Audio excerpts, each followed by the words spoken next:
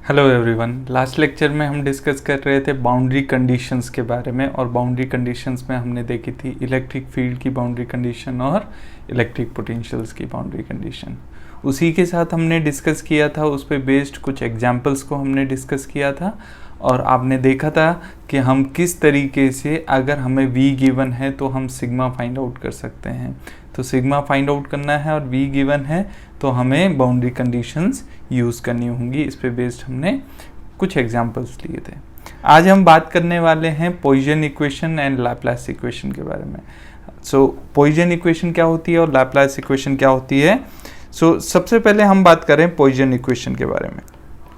तो जो Laplace equation है वो पॉइसन इक्वेशन की एक पर्टिकुलर कंडीशन है जिसके बारे में हम बाद में बात करेंगे। पहले पॉइसन इक्वेशन के बारे में बात कर लेते हैं। तो पॉइसन इक्वेशन क्या होती है, देखिए हमको पता है फ्रॉम डिफरेंशियल फॉर्म ऑफ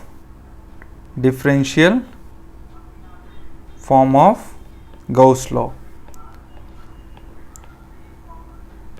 तो अगर मैं बात करूं differential form of Gauss law, क्या होता है differential form of Gauss law?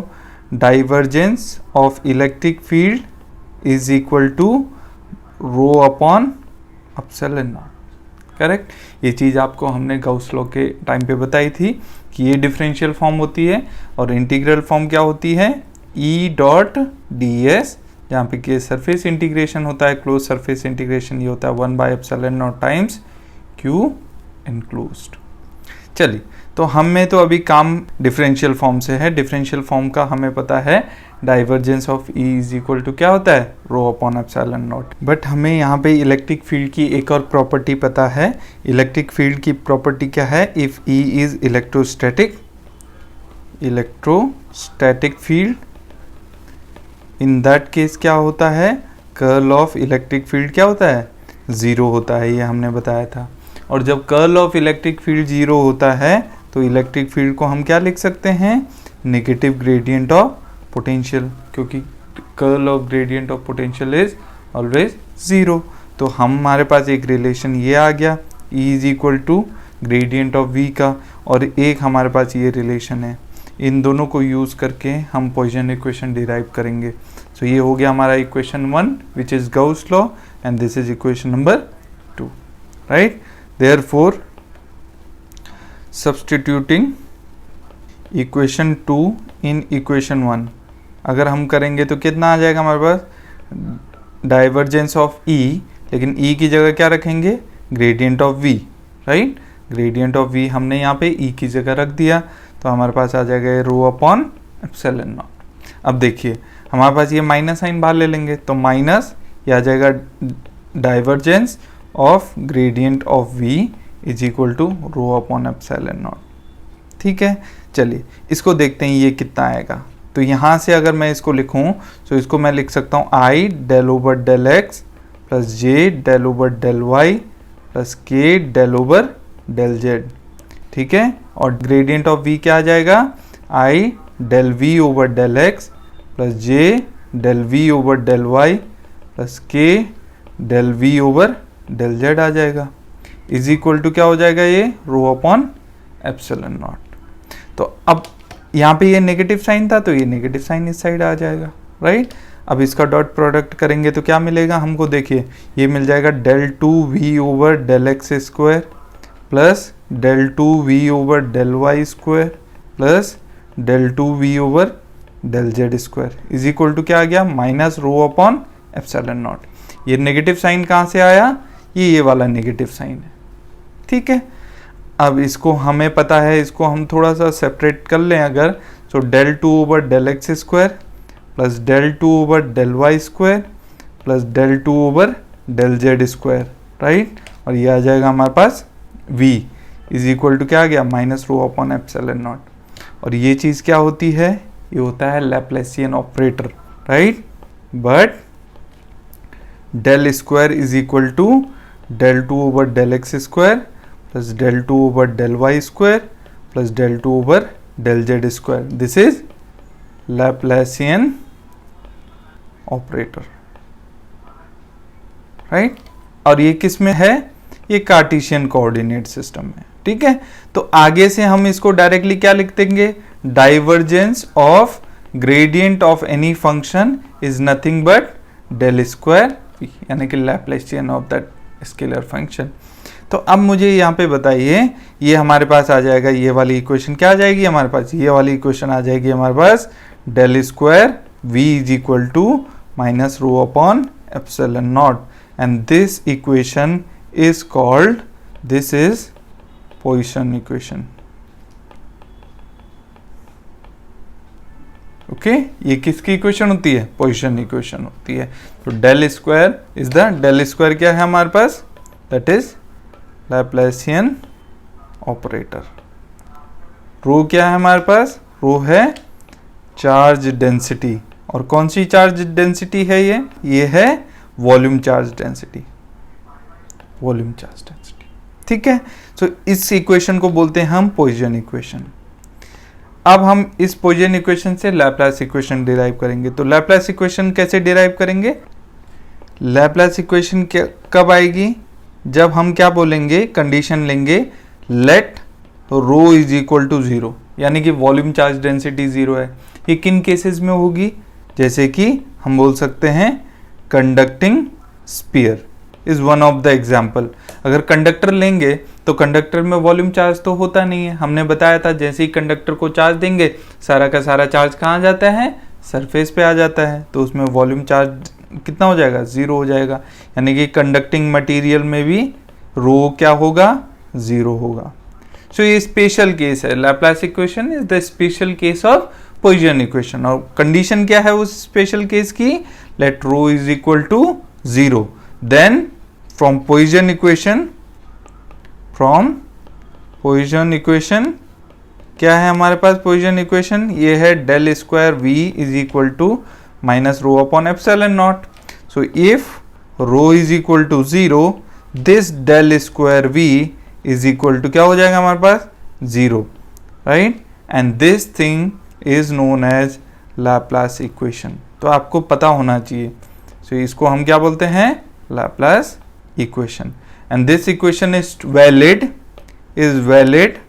कब, वेयर रो इज 0। अब मैं पूछूं आपसे कि वो कौन से सिस्टम है जिनके लिए रो 0 है, तो फॉर एग्जाम्पल कंडक्टिंग मटेरियल के जो सिस्टम है उनके लिए रो क्या होगा, 0 होगा, उसमें चार्ज डेंसिटी रो 0 होगी, करेक्ट। पैरेलल प्लेट कैपेसिटर, उसमें भी रो क्या होगा, 0। देखिए पैरेलल प्लेट कैपेसिटर में क्या होता है, 2 प्लेट्स ऐसे लगी होती हैं, राइट है, करेक्ट। इसमें एक चार्ज डेंसिटी होगी, इसमें दूसरी चार्ज डेंसिटी होगी, लेकिन इन दोनों के बीच में कोई भी वॉल्यूम चार्ज नहीं होगा, यानी कि इस रीजन में रो इज इक्वल टू क्या होगा, 0 होगा। क्लियर है। सो अब हम बात करेंगे कि इस पे बेस्ड क्वेश्चंस कैसे आएंगे। सो इस पे बेस्ड क्वेश्चन ऐसे आएंगे, देखिए हमें गिवन होगा, अगर रो गिवन है, right, and v is asked, तो हम क्या यूज करेंगे, अगर रो गिवन है और v पूछा हुआ है तो हम कौन सी इक्वेशन यूज करेंगे, हम यूज करेंगे del square v, that is Poisson equation is minus rho upon epsilon naught. और यहां से हमारे पास किसकी वैल्यू आ जाएगी, रो की वैल्यू आ जाएगी minus del square v, correct. तो इस तरीके से हम रो फाइंड आउट कर सकते हैं अगर v गिवन है, राइट। सो अब हम यहाँ पे बात करेंगे कि डेल स्क्वायर v निकालने के लिए हमें ये ऑपरेटर पता होना चाहिए, राइट। तो डेल स्क्वायर v जो ऑपरेटर होता है, डेल स्क्वायर ऑपरेटर, तो डेल स्क्वायर v हम कैसे फाइंड आउट करेंगे, तो डेल स्क्वायर v हमें डिफरेंट कोऑर्डिनेट सिस्टम्स में पता होना चाहिए, क्योंकि अभी जो हमने डेल स्क्वायर का ऑपरेटर आपको बताया यहाँ पे, ये केवल किस में है, कार्टेशियन कोऑर्डिनेट सिस्टम। तो अगर आपने वेक्टर अलजेब्रा और वेक्टर कैलकुलस वाली प्लेलिस्ट अगर आपने देखी होगी, तो उसमें एक लेक्चर है कोऑर्डिनेट सिस्टम का, उसमें हमने इस चीज़ को बताया for different coordinate system Laplacian operator क्या होगा, दैट इज डेल स्क्वायर क्या होगा, ठीक है। तो यहाँ पे मैं फिर से बता देता हूँ। सो ये फॉर्मूला हो जाएगा हमारे पास 1/FGH, राइट। यहाँ पे क्या आएगा, del over del u, u क्या है, first coordinate of coordinate system, जैसे कार्टेशियन के लिए x हो गया, स्फेरिकल पोलर के लिए r हो गया, और सिलिंड्रिकल कोऑर्डिनेट सिस्टम के लिए s हो गया। सो ये हो जाएगा डेल ओवर डेल u, और यहाँ पे हमारे पास आ जाएगा, देखिए अगर फर्स्ट कोऑर्डिनेट के रिस्पेक्ट में है तो ये दो बाद वाले, राइट, फर्स्ट वाला कोफिशिएंट नहीं, बाद वाले कोफिशिएंट ऊपर आएंगे अपॉन और फर्स्ट वाले से कोफिशिएंट से डिवाइड करेंगे और ये आ जाएगा del v over del u again plus, अगर डेल ओवर डेल वी कर रहे हैं तो वी है मतलब सेकंड कोऑर्डिनेट नीचे आएगा तो एफ एच ऊपर आएंगे तो ये आ जाएगा एफ एच अपॉन जी और ये आ जाएगा del v over del small v, v आपका पोटेंशियल है, प्लस डेल ओवर डेल यहाँ पे क्या आएगा डेल ओवर डेल डब्ल्यू that is third coordinate of coordinate system, और चूंकि थर्ड है तो एच नीचे आएगा और एफ जी ऊपर आएंगे तो एफ जी अपॉन एच और ये आ जाएगा डेल वी ओवर डेल डब्ल्यू। तो ये होता है। तो अब मैं आपको बता दूं you V W and F G H हमने आपको बताए थे, अगर कार्टेशियन कोऑर्डिनेट हुआ तो u first coordinate that is x, second coordinate y and third coordinate is z, और एफ जी एच की वैल्यू 1 1 1 होती है, राइट। सिलिंड्रिकल कोऑर्डिनेट की अगर मैं बात करूं, सिलिंड्रिकल कोऑर्डिनेट के लिए s, phi और z होते हैं और f की वैल्यू 1 होती है, g की वैल्यू होती है s और h की वैल्यू होती है 1। और स्पेरिकल पोलर के लिए अगर मैं बात करूं, स्पेरिकल पोलर मतलब r, थीटा और फाई, तो r, थीटा, फाई के केस में f की वैल्यू 1 होती है, g की वैल्यू r होती है और h की वैल्यू r साइन थीटा होती है। तो ये टेबल आपको याद होगी, आई होप। नहीं है तो आपने यहाँ पे रिवाइज कर ली, इसको अच्छे से याद कर लीजिए क्योंकि जब तक आप डेल स्क्वायर v नहीं निकाल पाएंगे आप इस इक्वेशन को यूज नहीं कर पाएंगे। ओके, तो अब हम इस पे बेस्ड कुछ एग्जांपल्स लेंगे। तो इसमें पहला एग्जांपल है consider two parallel conductors at x is equal to 0 and x is equal to d। तो हम दो पैरेलल कंडक्टर्स ले लेते हैं। लेट्स से ये हमारा एक पैरेलल कंडक्टर है at x is equal to 0, तो ये प्लेन है x is equal to 0 and दूसरा पैरेलल कंडक्टर है हमारे पास x is equal to d पे। ध्यान से समझिए, यहाँ पे x इज इक्वल टू कहाँ पे है, d पे। दो कंडक्टर्स दिए हैं एंड द इलेक्ट्रिक पोटेंशियल और each conductor is v is equal to 0 and v is equal to 100 volts, right. यानी कि इस x इज इक्वल टू 0 वाले के लिए potential v is equal to 0 है और इसके लिए पोटेंशियल कितना है, 100 वोल्ट्स है।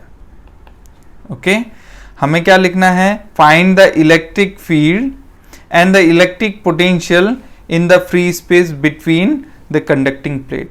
हमें क्या क्या निकालना है, हमें निकालना है E की वैल्यू और V की वैल्यू इस फ्री स्पेस में, राइट। इनके बीच में जो ये फ्री स्पेस में है यहाँ पे हमें E और V दोनों निकालना है। अब आप देखिए ये प्लेट 100 वोल्ट्स पे है, ये प्लेट 0 वोल्ट पे है और उसने ऐसा कहीं नहीं बोला कि इसके बीच में कहीं चार्ज भरा है, यानी कि इस रीजन में फ्री स्पेस में जहाँ पे हमें इलेक्ट्रिक फील्ड और पोटेंशियल निकालना है वहाँ पे रो क्या है, 0 है। तो अगर रो 0 होगा तो कौन सी इक्वेशन वैलिड होगी, पोइसन या लैप्लास, तो वहां पे इक्वेशन वैलिड होगी लैप्लास इक्वेशन। तो लैप्लास इक्वेशन क्या है, del square v is equal to 0। So from Laplace equation, तो del square v is equal to क्या आ गया हमारा, 0 आ गया। अब del square v is equal to 0 आ गया तो अब हम क्या करेंगे, चूंकि ये कार्टेशियन कोऑर्डिनेट है, देखिए x कोऑर्डिनेट दिया है, x कोऑर्डिनेट दिया है, तो हम कार्टेशियन कोऑर्डिनेट में इसको लिखेंगे, राइट। तो हमारे पास क्या आ जाएगा, कार्टेशियन कोऑर्डिनेट। अब इसमें देखिए, इसमें केवल x कोऑर्डिनेट वेरी कर रहा है, y और z कोऑर्डिनेट वेरी नहीं कर रहे हैं। इन दैट केस हम इसको ऐसे लिख सकते हैं, डेल स्क्वायर जो हमारा आ जाएगा del 2 over del x square, क्योंकि पोटेंशियल जो वेरी कर रहा है वो केवल x डायरेक्शन में वेरी कर रहा है। देखिए y में भी, क्योंकि ये प्लेट है तो y में कहीं से भी कहीं तक चले जाइए, y में पोटेंशियल की वैल्यू क्या रहने वाली है, 100 रहने वाली है। उसने कहा इस पूरी प्लेन में, ये दो प्लेन है तो केवल पोटेंशियल यहाँ से यहाँ आने में वेरी कर रहा है, यहाँ से ऊपर जाने में वेरी नहीं कर रहा है, वो एग्जैक्टली सेम है क्योंकि ये तो प्लेट ही है। तो इसलिए हम केवल डेल 2 को del 2 over del x square plus del 2 over del y square plus del 2 over del z square लिख सकते हैं, लेकिन हम यहाँ पे इन दोनों को क्या कर देंगे, हटा देंगे, क्योंकि इसके रेस्पेक्ट में पोटेंशियल वेरी ही नहीं कर रहा है, केवल किसके रेस्पेक्ट में वेरी कर रहा है, del 2 over del x square के रेस्पेक्ट में। तो इसको हम क्या कर देंगे, यहाँ पे सब्स्टिट्यूट कर देंगे, तो क्या आ जाएगा हमारे पास, ये आ जाएगा del square v is equal to 0, del 2 over del x square v is equal to 0। ठीक है। अब हमें क्या करना है, जस्ट इसको इंटीग्रेट करना है। ये आ जाएगा हमारे पास del 2v over del x square अगर 0 है तो हम क्या करेंगे, अगर मैं इसको इस तरीके से लिख सकता हूं del ओवर del x, और ये आ जाएगा हमारे पास del v over del x right is equal to 0। और अगर मैंने दोनों तरफ अब इंटीग्रेशन कर दिया with respect to x dx right, तो देखिए d over dx of something into dx क्या हो जाएगा हमारे पास del v ओवर dx। ये कुछ ऐसा ही है हमारे पास जैसे मैं लिख रहा हूं dy over dx into dx, तो इसका इंटीग्रेशन कितना बन जाएगा हमारे पास, so dy over dx integrating with respect to x क्या हो जाएगा, y हो जाएगा।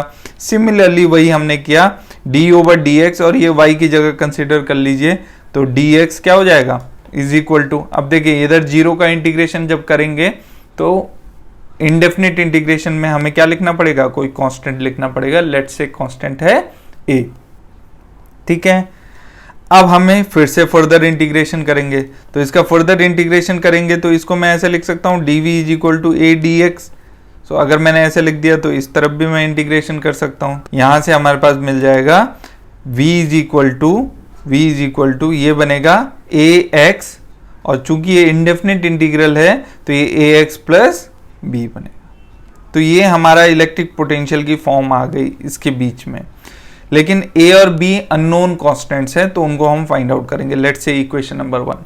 अब a और b को कैसे फाइंड आउट करेंगे, क्योंकि हमको बाउंड्री कंडीशंस गिवन है। उन्होंने क्या कहा, x इज इक्वल टू 0 पे बोला v इज इक्वल टू क्या है 0 है, और x is equal to d पे v इज इक्वल टू कितना है 100 है, तो ये बाउंड्री कंडीशंस हो गई हमारे पास। बट बाउंड्री कंडीशंस क्या है हमारे पास, x is equal to 0, v is equal to 0। तो अगर मैं इसको यहां सब्सटीट्यूट करूंगा तो v is equal to 0 into x is equal to 0 plus b आ जाएगा ये, तो यहां से हम लिख सकते हैं simply b is equal to 0। तो अगर b इज इक्वल टू 0 है तो इस कंडीशन को यहाँ पे पुट कर देंगे, तो v की क्या फॉर्म आ गई, अब हमारे पास v की अपडेटेड फॉर्म आ गई हमारे पास, v is equal to ax। लेकिन a अभी भी अननोन है, a को हम कैसे कैलकुलेट करेंगे, सेकेंड बाउंड्री कंडीशन से। सेकेंड बाउंड्री कंडीशन क्या है हमारे पास, ये फर्स्ट बाउंड्री कंडीशन है। सेकेंड बाउंड्री कंडीशन है कि x इज इक्वल टू जब d है तो v की वैल्यू कितनी है 100 वोल्ट्स है, उसको यहाँ पे सब्सटीट्यूट कर दीजिए, तो हमारे पास क्या आ जाएगा 100 इज इक्वल टू ये आ जाएगा हमारे पास a इंटू डी। तो यहाँ से हमारे पास a की वैल्यू क्या आ गई 100 upon D, okay 100 upon D. तो अब ये वैल्यू यहाँ पे सब्सटीट्यूट कर दीजिए, फाइनली हमारे पास v अपडेट हो जाएगा। देयरफॉर v हमारे पास क्या अपडेट हो जाएगा, v is equal to a की जगह रख देंगे 100 बाई डी, तो ये आ जाएगा 100x बाई डी। तो ये हमारा हो गया electric potential in this region, ठीक है। तो हमने यहाँ पे इलेक्ट्रिक पोटेंशियल फाइंड आउट कर लिया यूजिंग लैप्लास इक्वेशन। अब यहाँ पे दूसरी चीज क्या पूछी है उसने पूछा है इलेक्ट्रिक फील्ड कितना होगा। सो इलेक्ट्रिक फील्ड निकालना है, this is electric potential in that region. अभी हमें इलेक्ट्रिक फील्ड निकालना है। नाउ इलेक्ट्रिक फील्ड अगर V पता है तो इलेक्ट्रिक फील्ड हम कैसे फाइंड आउट करते हैं, E इज इक्वल टू क्या हो जाएगा minus gradient of electric potential. तो ग्रेडियंट ऑफ इलेक्ट्रिक पोटेंशियल अगर मैं यहाँ पे रख दूं तो ये आ जाएगा माइनस ग्रेडियंट क्या आ जाएगा हमारे पास I del over del x plus J del over del y plus K del over del z, और यहाँ से क्या आ जाएगा हमारे पास ये 100x अपॉन डी। तो देखिए ये x का फंक्शन है तो केवल x वाला सर्वाइव करेगा, बाकी तो कोई सर्वाइव नहीं करेंगे क्योंकि y के रिस्पेक्ट में और z के रिस्पेक्ट में इसका डिफरेंशिएशन 0 हो जाएगा। तो हमारे पास इलेक्ट्रिक फील्ड का एक्सप्रेशन क्या आ जाएगा, E is equal to minus I cap, और ये del over del x of 100x upon d करेंगे तो ये आ जाएगा 100 अपॉन डी। तो ये हमारा इलेक्ट्रिक फील्ड आ गया। अब मैं आपसे क्वेश्चन पूछता हूं, क्या ये इलेक्ट्रिक फील्ड यूनिफॉर्म है? So yes, this electric field is uniform electric field, uniform electric field. Clear है, आप सभी को समझ में आ गया होगा। सो कैसे हम इलेक्ट्रिक फील्ड यहां से निकाल सकते हैं इस कंडीशन में, और यही कंडीशन कुछ किसकी होती है अगर आपको ध्यान होगा, सो ये ही कंडीशन होती है कैपेसिटर्स की, करेक्ट है। कैपेसिटर, पैरेलल प्लेट कैपेसिटर आप क्लास 12 से पढ़ते आ रहे हैं, तो ऐसी ही कुछ इक्वेशंस हैं। तो वहाँ पे हम उस रीजन में, इस रीजन में क्या इलेक्ट्रिक पोटेंशियल होगा वो हम फाइंड आउट कर सकते हैं। तो देखिए इलेक्ट्रिक पोटेंशियल क्या हो रहा है, x के साथ वेरी कर रहा है, यानी कि जब x इज इक्वल टू 0 था तो इलेक्ट्रिक पोटेंशियल 0 था, जब x is equal to d है तो इलेक्ट्रिक पोटेंशियल 100 वोल्ट है, यानी कि x जैसे जैसे बढ़ रहा है इलेक्ट्रिक पोटेंशियल इस केस में बढ़ेगा इस फ्री रीजन में, राइट। सो ये चीज आपको क्लियर हो गई होगी, ठीक है। अब हम चलते हैं नेक्स्ट क्वेश्चन पे। नेक्स्ट क्वेश्चन क्या गिवन है, इसमें गिवन है 2 concentric spherical conducting shell, right, centered at origin, where the radius of inner shell is Ra and the outer shell is Rb. If the charge density is rho is equal to 0 in region Ra is less than R is less than Rb, and the electric potential Ra का surface जो है उसका potential 0 है और Rb का जो surface है उसका पोटेंशियल V0 है। तो हमें पोटेंशियल उस रीजन में फाइंड आउट करना है, इलेक्ट्रिक फील्ड उस रीजन में फाइंड आउट करना है और सरफेस चार्ज डेंसिटी उस रीजन में फाइंड आउट करनी है, ठीक है। तो आपको इतनी चीजें गिवन है, क्या क्या गिवन है आपको। पहली चीज जो आपको गिवन है कि 2 कॉन्सेंट्रिक स्फीयर हैं जो कि सेंटर्ड एट ओरिजिन है। तो चलिए सबसे पहले ड्रॉ कर लेते हैं। सो ये हमारे पास 2 स्फीयर्स हैं, इसकी रेडियस Rb है और इसकी रेडियस Ra है, और जो रीजन है जिस रीजन में रो इज इक्वल टू 0 गिवन है वो कौन सा रीजन है, बोला वो Ra से तो बड़ा है लेकिन Rb से छोटा है। तो कौन सा रीजन है, जो ये कॉन्सेंट्रिक शेल के बीच का यहाँ का रीजन है, ये रीजन है जिस रीजन में हमें क्या कंडीशन गिवन है, हमें गिवन है कि रो इज इक्वल टू कितना है 0, ठीक है।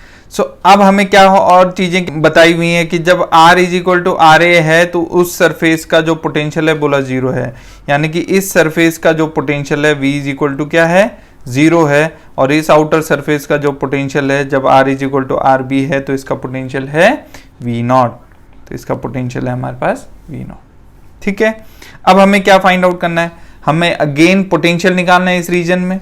देखिए इस रीजन में रो गिवन है और सरफेसेस के पोटेंशियल्स हमको गिवन है, तो कौन सी इक्वेशन यूज करेंगे, Laplace equation. Again from Laplace equation, क्या है Laplace equation, that is del square v is equal to 0। अब आप एक चीज ध्यान दीजिए, पोटेंशियल कहां से कहां जाने पे चेंज हो रहा है। देखिए यहाँ पे r is equal to Ra पे वो 0 है और r is equal to Rb जैसे ही गए वो उसने कहा V0 हो गया, यानी कि पोटेंशियल r के साथ चेंज हो रहा है।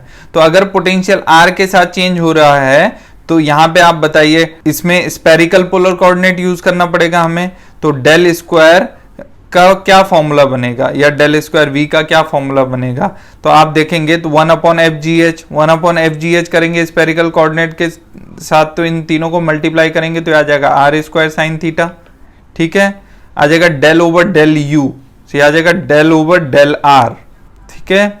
अब आ जाएगा हमारे पास gh, यानी कि g और h को आपस में मल्टीप्लाई करना है, आ जाएगा r square sine theta divided by f कितना है 1 del over del r, correct, del over del r, और v आ जाएगा प्लस, लेकिन ये term del over del phi आएगा और डेल थीटा आएगा और ये वाला डेल ओवर डेल फाई आएगा, वो हमें लिखना नहीं क्योंकि हमारा अभी पोटेंशियल किसके साथ वेरी कर रहा है, केवल r के साथ वेरी कर रहा है, ठीक है। तो हमारे लिए डाइवर्जेंस का फॉर्मूला ये हो गया where v is the function of r only, right, क्योंकि हमने देखा हमारे केस में यहाँ पे v किसके साथ वेरी कर रहा है। देखिए यहाँ पे जब r is equal to Ra है तो v 0 है, r is equal to Rb पे v इतना है, राइट। लेकिन देखो इस पूरे सरफेस में कोई भी थीटा या फाई हो v सेम है, इस पूरे सरफेस में कोई भी थीटा या फाई हो v सेम है।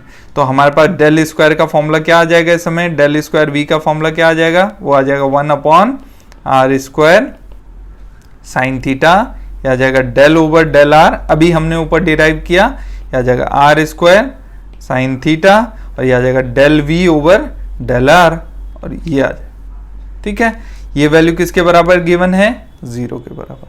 तो चलिए अब इसको सॉल्व कर लेते हैं। तो ये क्या आ जाएगा हमारे पास, देखिए साइन थीटा तो डिफरेंशिएशन से बाहर आ जाएगा, तो यहाँ आ जाएगा हमारे पास 1/r स्क्वायर साइन थीटा और ये आ जाएगा साइन थीटा, और यहाँ बचेगा हमारे पास डेल ओवर डेल आर, ये हो जाएगा r square del v over del r is equal to क्या हो गया हमारे पास 0। ठीक है, अब देखिए अब हम कैसे करेंगे, देखो साइन थीटा से साइन थीटा कैंसिल हो गया, ये आर स्क्वायर इधर जाके भी 0 के बराबर हो जाएगा, तो हमारे पास बचेगा डेल ओवर डेल आर। ठीक है, और ये आ जाएगा हमारे पास r square del v over del r is equal to 0। अब हमें क्या करना है, हमें तो v निकालना है। v कैसे निकलेगा, डेरिवेटिव्स गिवन है और v निकालना है, तो कैसे निकलेगा, इंटीग्रेट करके, तो हम वही करेंगे। तो क्या हो जाएगा हमारे पास, यहाँ देखिए ये आ जाएगा हमारे पास, इस dr को उधर लेके जाएंगे तो ये आ जाएगा d r square del v over del r, right, क्योंकि वन वेरिएबल के रिस्पेक्ट में है तो हम d और डेल एक ही चीज हो जाएंगी, राइट, कोई डिफरेंस नहीं रहेगा, पार्शियल डेरिवेटिव और नॉर्मल डेरिवेटिव सेम हो जाएंगे। इज इक्वल टू क्या हो जाएगा 0 dr, दोनों तरफ इंटीग्रेट कर देंगे। तो ये कुछ इस तरीके से है, सपोज करो ये y है तो कुछ इस तरीके से है dy का इंटीग्रेशन क्या होगा, y होगा, तो इसका इंटीग्रेशन क्या होगा r square del v over del r is equal to, और ये इंडेफिनिट इंटीग्रल है तो इसका इंटीग्रेशन क्या आएगा हमारे पास a, राइट, कांस्टेंट आ जाएगा 0 का इंटीग्रेशन। तो हमारे पास यहाँ पे आ जाएगा, देखिए del v over del r is equal to a upon are square, correct. अब हमें क्या करना है, यहाँ से हमारे पास डेल वी आ जाएगा a upon are square del r, right, या डी आर कर देते हैं इसको। सो इंटीग्रेशन कर देंगे फिर से, तो इंटीग्रेशन करेंगे तो क्या आएगा, देखिए ध्यान से, dv का इंटीग्रेशन कितना आ जाएगा, v is equal to a upon are square, 1 upon are square का इंटीग्रेशन करेंगे कितना आएगा, ये आ जाएगा माइनस 1 अपॉन आर, सो ये आ जाएगा minus 1 upon are plus b, क्योंकि इंडेफिनिट इंटीग्रल है तो कांस्टेंट हमें लिखना पड़ेगा, इंटीग्रेशन कांस्टेंट। तो ये हमारे पास v की वैल्यू आ गई, where a and b again are unknown to us. तो ये हम कैसे फाइंड आउट करेंगे, ये हम बाउंड्री कंडीशन से फाइंड आउट करेंगे, और बाउंड्री कंडीशंस हमको क्या गिवन है कि जब r की वैल्यू r a है उस टाइम पे v की वैल्यू 0 है, और जब r की वैल्यू r b है उस टाइम पे v की वैल्यू v नॉट है। So therefore from boundary condition at r is equal to are a, v is equal to क्या है 0 है, and at r is equal to are b, v is equal to क्या है v naught. These are the boundary condition. So this is boundary condition first and this is boundary condition second, इन दोनों को यहाँ पे use करेंगे। तो पहले हम बाउंड्री कंडीशन फर्स्ट यूज करेंगे, तो बाउंड्री कंडीशन फर्स्ट रखिए, v इज इक्वल टू 0 रख दीजिए। So in equation number 1, from equation 1 v is equal to 0 रख दीजिए, is equal to minus a upon r की वैल्यू क्या है उस केस में जब v इज इक्वल टू 0 है आर ए, सो ये आर ए, और ये आ जाएगा प्लस b, ओके। सो यहाँ से हमारे पास क्या आ जाएगा, b इज इक्वल टू आ जाएगा माइनस ए अपॉन, माइनस नहीं plus A upon R A. तो इस वैल्यू को अब यहाँ पे सब्सटीट्यूट कर दीजिए, तो अपडेटेड फॉर्म क्या आ जाएगी हमारे पास b की, तो हमारे पास अपडेटेड फॉर्म आ जाएगी v इज इक्वल टू आ जाएगा माइनस ए अपॉन आर, ठीक है, plus a upon R A. तो a कॉमन ले सकते हैं हम, a कॉमन ले लेंगे तो क्या आ जाएगा हमारे पास minus 1 upon are plus 1 upon R A, ठीक है। अब सेकंड बाउंड्री कंडीशंस यूज करेंगे, तो बाउंड्री कंडीशन सेकंड यूज करेंगे, तो boundary condition this is equation number 2 let's say. तो बाउंड्री कंडीशन सेकंड क्या है हमारे पास, when r is equal to are b, v is equal to v naught, r is equal to are b, v की value क्या है v naught है, रख दीजिए हमारे पास v की वैल्यू v नॉट इसमें, तो v naught is equal to minus a upon are b, correct, plus a upon R A, ठीक है। तो अब हम यहाँ a कॉमन ले लिया तो ये आ गया 1 upon are a minus 1 upon R B.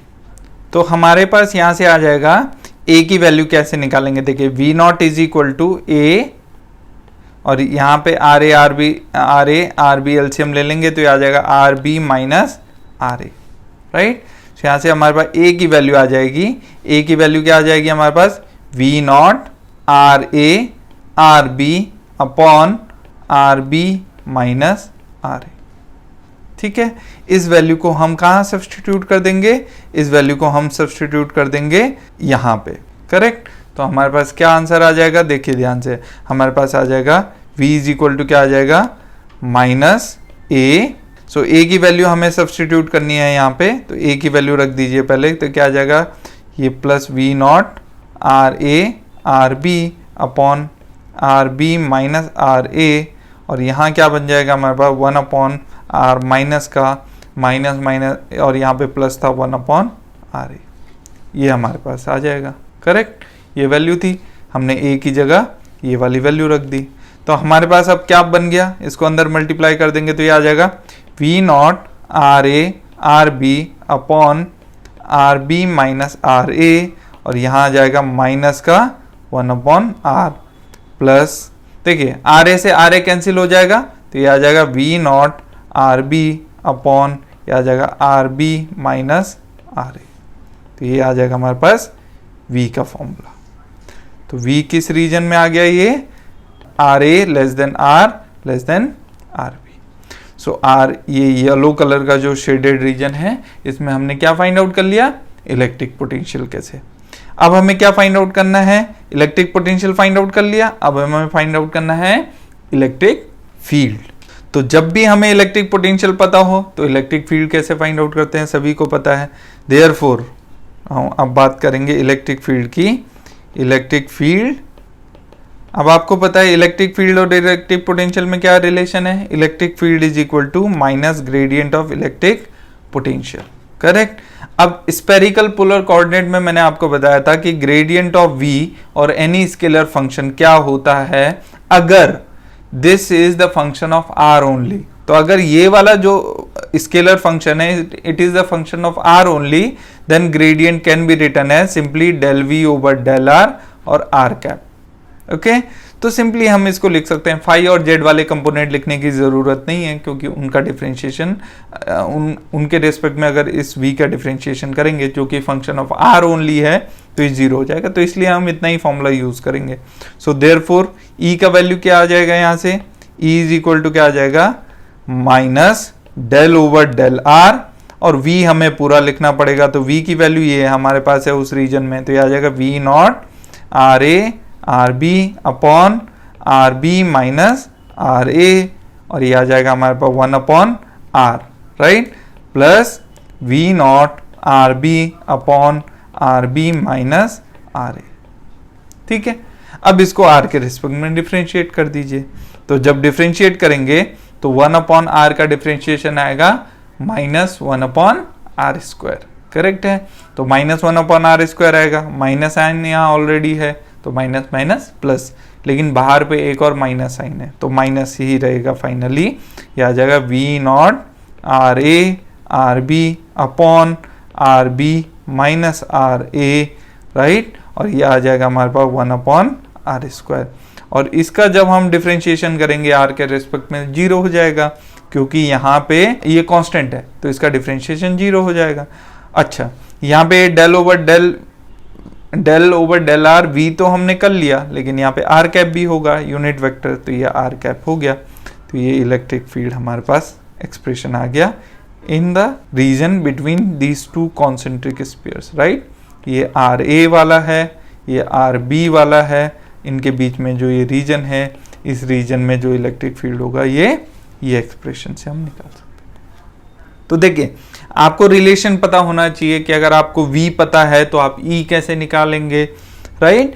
और इस तरीके के पोटेंशियल्स आपको गिवन हैं किन्हीं दो पॉइंट्स में, और उन रीजन के बीच में अगर रो जीरो है तो आप पोटेंशियल का एक्सप्रेशन कैसे फाइंड आउट कर सकते हैं। So these are basically boundary conditions जो आपको गिवन है कि जब r is equal to are A है तो v is equal to zero है, और जब r is equal to are B है तो v इज इक्वल टू क्या है, v नॉट है। इस तरीके की कंडीशंस को हम बोलते हैं दीज आर बाउंड्री कंडीशंस, ठीक है।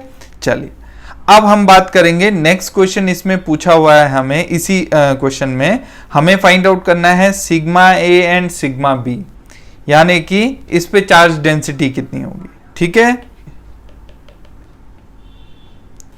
अब आपको पता होगा क्योंकि ये कंडक्टिंग सरफेसेस दिए हुए हैं, कंडक्टिंग शेल्स हैं, तो इनमें चार्ज डेंसिटी क्या होगी, इसमें सिग्मा ए होगी और इसमें सिग्मा बी। उसने नेम किया हुआ है ऐसा, ए वाली रेडियस आर ए जिसकी रेडियस है उसकी चार्ज डेंसिटी सिग्मा ए है, आर बी जिसकी रेडियस है उसकी चार्ज डेंसिटी सिग्मा बी है। अब आप इसको फाइंड आउट कैसे करेंगे, ये बहुत इंपॉर्टेंट पॉइंट है। तो इसको फाइंड आउट करने के लिए आपको पता है, क्योंकि आपको गिवन क्या है, या आइदर आपको v गिवन है और e गिवन है और आपको फाइंड आउट करना है सिग्मा। तो हमने लास्ट लेक्चर में आपको बताया था कि सिग्मा कैसे फाइंड आउट कर सकते हैं, हमें बाउंड्री कंडीशन लगानी पड़ेगी, e above right perpendicular minus e below perpendicular is equal to sigma upon epsilon naught, right. ये कंडीशन हमें अप्लाई करनी पड़ेगी, right. It is at boundary, right, this is very very important, at boundary, जिस boundary पे हम बात कर रहे हैं। तो ये हमने लास्ट लेक्चर में इलेक्ट्रिक फील्ड की बाउंड्री कंडीशन पढ़ी थी, राइट। तो ऐसे ही हम सिग्मा निकाल पाएंगे कि इलेक्ट्रिक फील्ड गिवन हो और हमें ये निकालना हो, राइट। तो अब हम बात करते हैं यहाँ पे सिग्मा ए के लिए। So at R is equal to R A, तो हमने बाउंड्री सेट कर दी। तो at R is equal to are A, बताइए ई अबव परपेंडिकुलर क्या होगा, इसको किस तरीके से फाइंड आउट करेंगे, ई अबव परपेंडिकुलर। पहले तो ई का एक्सप्रेशन लिख लीजिए इस रीजन में, राइट। इस रीजन में हमें पता है ई का एक्सप्रेशन क्या है, minus we naught R A R B upon R B minus R A. तो यह आ जाएगा minus we naught R A R B upon R B minus R A, और ये है 1 upon are square R cap. ये इस region में है between these two spherical shells, ठीक है। अब देखिए ई अबव का मतलब क्या है, तो देखिए इलेक्ट्रिक फील्ड आर की डायरेक्शन में बढ़ रहा है, तो जिस डायरेक्शन में अबव का मतलब वो होता है कि जैसे ये आर की डायरेक्शन में बढ़ रहा है, तो अबव वो होगा जिस डायरेक्शन में आर बढ़ रहा होगा। तो आर किस डायरेक्शन में बढ़ेगा, अगर मैं अंदर वाला सरफेस लूंगा, इनर सरफेस आर ए वाला सरफेस लूंगा, तो आर इस डायरेक्शन में बढ़ेगा, तो ये ई अबव है। और इस रीजन में ई अबव का एक्सप्रेशन ये वाला है, राइट है।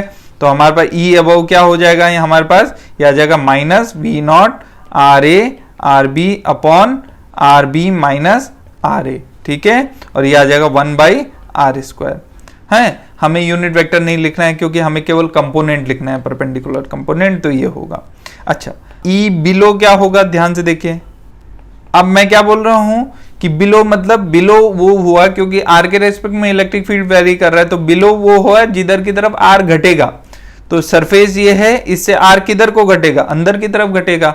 अब चूंकि ये कंडक्टिंग स्फेरिकल शेल हैं, तो अंदर इलेक्ट्रिक फील्ड कितना होगा, 0 होगा। So electric field is 0 inside, ठीक है।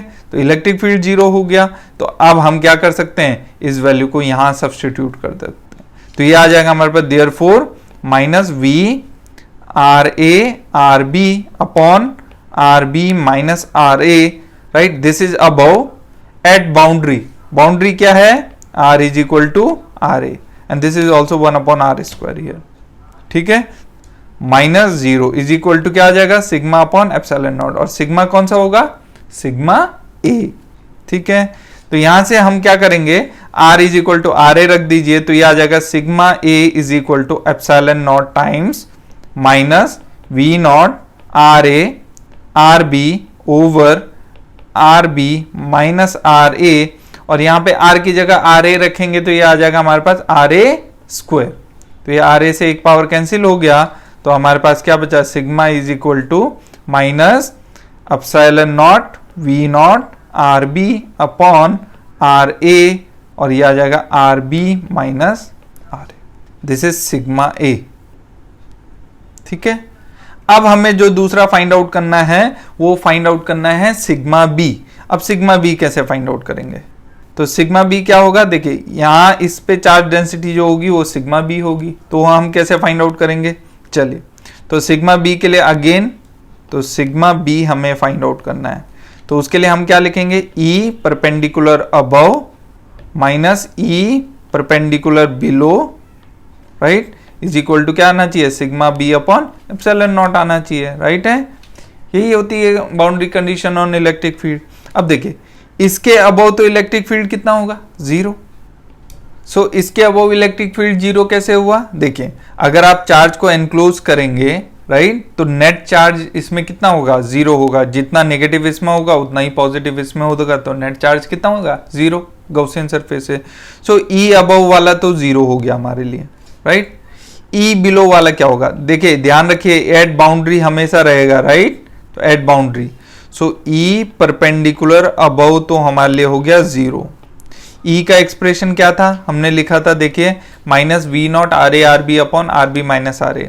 सो minus we naught R B R A upon R B minus are a 1 upon are square, और ये आ जाएगा आर कैप। अब देखिए हमें क्या निकालना है, हमें निकालना है ई परपेंडिकुलर बिलो। अब ध्यान से देखिए इस सरफेस के लिए बिलो होगा जिधर आर घटेगा, तो घटेगा किधर, इस रीजन में जो कॉमन रीजन है। अब उस रीजन में तो इलेक्ट्रिक फील्ड है, उसी का एक्सप्रेशन तो ये हमने निकाला था। तो अब हमारे पास यहाँ पे बिलो क्या आ जाएगा, ये हमारे पास एक्सप्रेशन आ जाएगा B naught R B R A upon R B minus R A, और ये आर स्क्वायर आ जाएगा। इसको यहाँ पे रख दीजिए, तो यहाँ पे हमारे पास आ जाएगा देयरफॉर सिग्मा बी क्या आ जाएगा, एप्सिलॉन नॉट से मल्टीप्लाई हो जाएगा। देखिए ये तो जीरो हो गया और ये माइनस साइन है, और यहाँ पे ऑलरेडी इसके पास भी माइनस साइन है, तो माइनस माइनस क्या हो जाएगा, प्लस। ये आ जाएगा we naught R B R A upon, ये आ जाएगा R B minus R A, और ये आर स्क्वायर है। देखिए बाउंड्री क्या है, कंडीशन क्या है यहाँ पे, R is equal to R B. तो R is equal to are B रखेंगे तो ये आर बी स्क्वायर आ जाएगा। तो हमारे पास सिग्मा बी क्या आ गया, हमारे पास सिग्मा बी आ गया एप्सिलॉन नॉट, ये आ जाएगा वी नॉट, आर बी से एक पावर कैंसिल हो गया, तो ये आ जाएगा R A upon R B minus R A, और ये आ जाएगा हमारे पास आर बी। ठीक है, तो ये हो गया हमारा सरफेस चार्ज डेंसिटी। ठीक है, तो आई होप ये आपको समझ में आया होगा कि हमारे पास इलेक्ट्रिक फील्ड है तो हम सरफेस चार्ज डेंसिटी कैसे फाइंड आउट करेंगे, या हमारे पास इलेक्ट्रिक पोटेंशियल गिवन है तो सरफेस चार्ज डेंसिटी कैसे फाइंड आउट करेंगे। ये लास्ट लेक्चर में हमने कुछ एग्जांपल्स के साथ आपको डिस्कस किया था, राइट। तो आप देखिए कितना मल्टी डायमेंशनल आप कैलकुलेशन कर पा रहे होंगे, लेकिन आपको पता होना चाहिए कि कौन सी चीज हमको गिवन है तो हम पर्टिकुलर क्वांटिटी कैसे फाइंड आउट करेंगे उससे, राइट। एट द एंड हम यहाँ पे एक टेबल भी बनाएंगे जिससे आपके लिए काफी हेल्पफुल रहेगा। Now moving to next question. Now this question I am giving you as a homework, as a practice problem, और इसमें है considering semi infinite planes at phi is equal to 0 and phi is equal to 6 are separated by small insulating gap. Given at phi is equal to 0, potential is 0, and at phi is equal to pi by 6, potential is 100 volts. आपको find out करना है electric potential and electric field between the plates. तो मैं आपके लिए थोड़ा सा यहाँ पे हेल्प कर देता हूँ। तो देखिए ये कुछ सिलिंड्रिकल कोऑर्डिनेट सिस्टम में गिवन है, राइट। तो ये देखिए ये हमारे पास हो गया, उसने कहा एक प्लेन है फाई इज इक्वल टू 0, तो फाई इज इक्वल टू 0, तो अगर ये एक्स एक्सेस है, वाई एक्सेस है और ये जेड एक्सेस है, तो आपको पता है सिलिंड्रिकल कोऑर्डिनेट सिस्टम में जो फाई होता है वो फाई क्या होता है, फ्रॉम एक्स एक्सेस जितना एंगल है। तो कौन सा प्लेन होगा जो एक्स एक्सेस से 0 एंगल बना रहा होगा, जो एक्स जेड प्लेन होगा, यही प्लेन तो होगा जो फाई इज इक्वल टू क्या होगा, फाई इज इक्वल टू 0 को रिप्रेजेंट करेगा। फिर दूसरा प्लेन क्या है, बोला phi is equal to pi by 6, यानी कि वो प्लेन जिसका एंगल एक्स एक्सेस से कितना होगा, पाई बाई 6 होगा वो प्लेन। तो वो प्लेन कुछ कैसा दिखेगा, इस तरीके से दिखेगा। ठीक है, ये हमारा प्लेन हो गया जो फाई इज इक्वल टू क्या है, पाई बाई 6 है। ठीक है, अब हमें क्या गिवन है, फाई इज इक्वल टू 0 पे जो v है उसका पोटेंशियल क्या है, 0 है, right. And phi is equal to pi by 6 पे जो प्लेन है उसका पोटेंशियल कितना है, 100 वोल्ट्स है। ओके, तो हमें क्या फाइंड आउट करने के लिए बोल रहा है, वो हमें फाइंड आउट करने के लिए बोल रहा है इलेक्ट्रिक फील्ड और इलेक्ट्रिक पोटेंशियल। तो देखिए ये सिलिंड्रिकल कोऑर्डिनेट सिस्टम है और इसमें फाई चेंज हो रहा है। सो देखिए हमारे पास अगेन लैप्लास इक्वेशन यूज कर लेंगे, लैप्लास इक्वेशन हम यूज कर लेंगे, और लैप्लास इक्वेशन क्या होती है, del square v is equal to क्या होगा, 0 होगा। बट डेल स्क्वायर वी इस समय हमें डेल स्क्वायर लिखना पड़ेगा फाई की टर्म में। फाई क्या होता है, देखिए दूसरा वाला टर्म होता है फाई। तो अगर मैं लिखूं यहाँ पे, जहां पे हमने लैप्लास का आपको एक्सप्रेशन बताया था, देखिए यहां पे अगर मैं डेल स्क्वायर वी लिखूं, right, if v varies with phi only, right, so in that case देखिए फर्स्ट वाला टर्म तो नहीं आएगा सिलिंड्रिकल कोऑर्डिनेट सिस्टम का, क्योंकि फर्स्ट वाला तो कौन सा कोऑर्डिनेट है, एस कोऑर्डिनेट है, ये एस के साथ तो चेंज नहीं हो रहा, फाई के साथ चेंज हो रहा है, तो ये सेकंड वाला कोऑर्डिनेट आएगा। तो सेकंड वाले कोऑर्डिनेट आएगा तो सबसे पहले तो आ जाएगा 1/FGH, FGH कितना आ जाएगा 1/S, और ये आ जाएगा हमारे पास डेल ओवर डेल फाई, ठीक है। और यहां पे क्या आएगा FH, FH क्या है देखिए, F हो गया 1, H हो गया 1, दैट इज 1 अपॉन, और अपॉन G क्या है S है, और ये आ जाएगा del V over del phi. तो ये हमारे पास आ जाएगा एक्सप्रेशन। इसको हम अगर मॉडिफाई कर ले, क्योंकि फाई के रेस्पेक्ट में तो S बार आ जाएगा, तो आ जाएगा 1/S², ये आ जाएगा del 2V over del phi square. तो सिंपल है। तो यहाँ पे अगर हम इसको सब्सटीट्यूट कर लें तो हमारे पास क्या एक्सप्रेशन आ जाएगा, डेल 2V का यहाँ पे आ जाएगा 1/S² del 2V over del phi square is equal to 0। तो यहां से हम अगेन लिख सकते हैं S² उधर जाके 0 हो जाएगा, तो आ जाएगा del 2V over del phi square is equal to 0। So अब क्या रह गया, अब तो ये कुछ भी नहीं रह गया, अब आप आसानी से कैलकुलेट कर सकते हैं। तो अब आप इसके बाद फाइंड आउट कीजिए, पहले फाइंड आउट V, ये आपके लिए प्रैक्टिस प्रॉब्लम है, इसको जस्ट इंटीग्रेट करना है जैसा अभी तक हम करते आ रहे हैं, और बाउंड्री कंडीशंस आपको गिवन है, at phi is equal to 0, V is equal to 0, at phi is equal to π/6, V is equal to 100 volts, और आपको V फाइंड आउट करना है। इसी के साथ आपको फाइंड आउट करना है इलेक्ट्रिक फील्ड। इलेक्ट्रिक फील्ड आप कैसे फाइंड आउट कर लेंगे, माइनस ग्रेडियंट ऑफ V। तो बहुत आसान सा क्वेश्चन है, और इसलिए आपको होमवर्क दे दिया गया, और इसको नेक्स्ट क्लास में हम कंसीडर नहीं करेंगे, क्योंकि ऐसा क्वेश्चन हमने 2 प्रैक्टिस प्रॉब्लम ऑलरेडी कर ली हैं। तो नेक्स्ट क्लास में ये हम आपको डिस्कस नहीं करेंगे, हम इसका आंसर आपको बता देते हैं।